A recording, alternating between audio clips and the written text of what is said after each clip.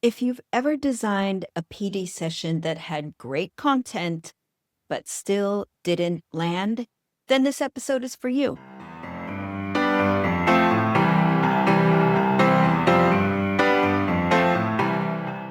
Hello, friends, and welcome to the Bright Morning Podcast. I'm your host, Elena Aguilar, and in each episode, you will learn how to lead conversations and experiences that build connection and spark real change.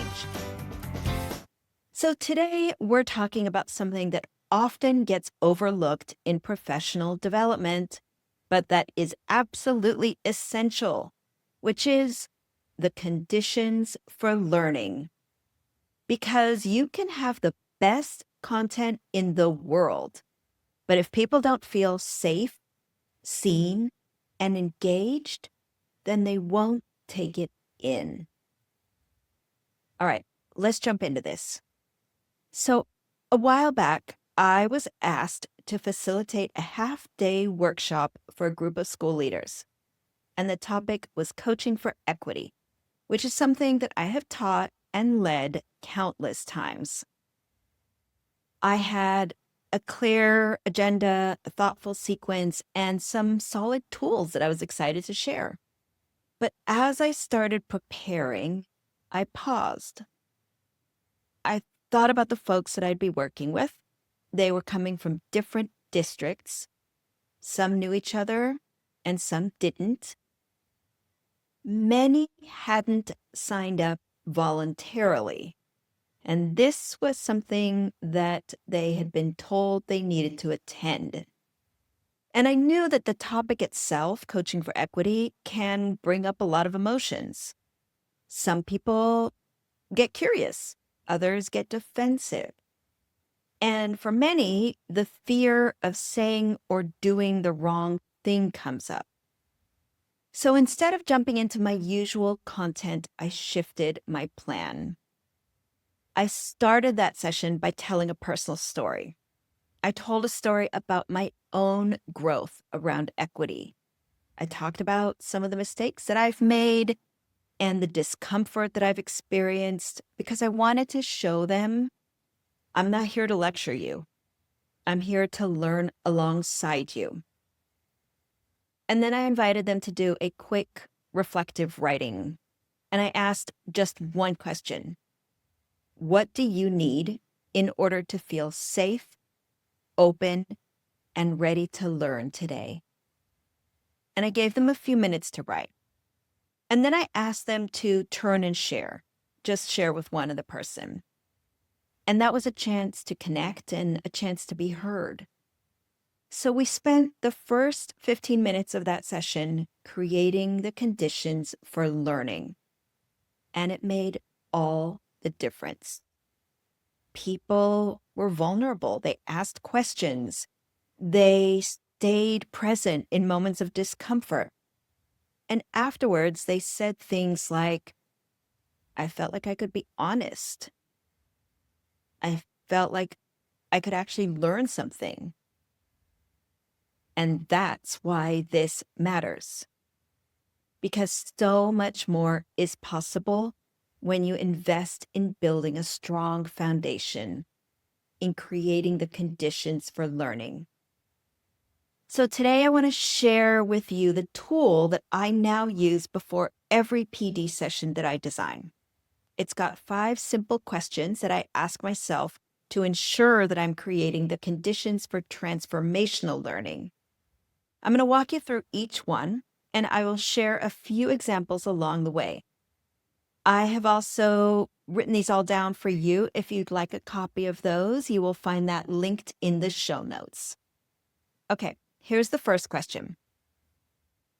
Is the purpose of this session clear, meaningful, and connected to participants' realities? Now, if the answer is sort of, then pause, because if people don't understand why something matters to them, they will disengage. And then try this. Before you even dive into the content, name the purpose out loud. at the beginning of the session, say something like, "Today we are exploring what it really means to create classrooms where every student feels seen, valued, and challenged." Or you can say, "We're focusing on how to design learning experiences that build curiosity, not compliance." Help people make that connection early and help them make it often. Here is the second question that I ask myself.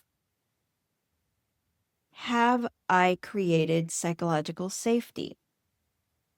Will people feel safe asking questions, sharing honestly, and making mistakes? And this is the bedrock.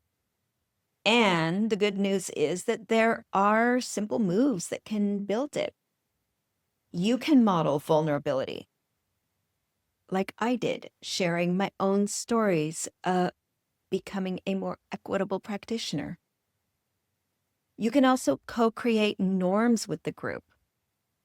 You can start with a check-in that invites connection, but doesn't require people to go too deep, too fast. One of my favorite prompts for connection is, "What's something that's brought you a little joy this week?" That question helps participants feel connected to each other. And it also can remind them that they are not here just as professionals. They are also here as people. And they can be seen as people. The third question that I ask myself is, do participants have any choice or agency in the learning experience? Now, they can have choice or agency in small ways, like if you give them a prompt and you give them two different ways to engage with the prompt. So you might say, "You can journal about this, or you can talk it through with a partner. Choose what feels best." So when we offer choice, we send a message. And that message is, "I trust you to know what you need." Okay, the fourth question is, are participants' identities, backgrounds, and lived experiences acknowledged and honored? So this one requires a little bit of reflection. So consider the examples that you're using. Are they relatable? Do they reflect a range of perspectives? Do your materials include stories from different racial, cultural, and linguistic backgrounds? And maybe more importantly, do you name the emotional reality of the work? So even saying something like, "I know that some of you might be feeling resistance or worry or exhaustion, and all of those feelings are welcome here." Saying something like that can create a huge shift in how people show up. Or you could also say, "You bring your own stories, your own histories, your own identities into this space, and all of that is welcome." Okay, finally, the last question is there space for people to reflect, process, and make meaning, not just consume information? Learning doesn't stick when it is rushed. So give people time. Give them time to write, give them time to talk, give them time to just sit in silence if that's what's needed. When I think about the best PD sessions that I have ever facilitated, it's not the ones when I packed in a ton of content.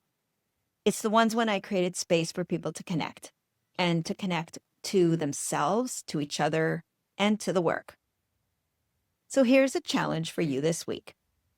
Pick one of these questions and bring it into your planning for your next PD session. You don't have to overhaul everything all at once. Just start with considering one condition, make one shift, and see what happens. And if you want to go deeper into this work, if you want tools and templates and real-time practice, then join us at the PD workshop. It is the best place to learn how to design and facilitate PD that transforms. Now, if you work in virtual spaces, then our workshop called The Art of Virtual Facilitation will support you in bringing those same principles into an online place.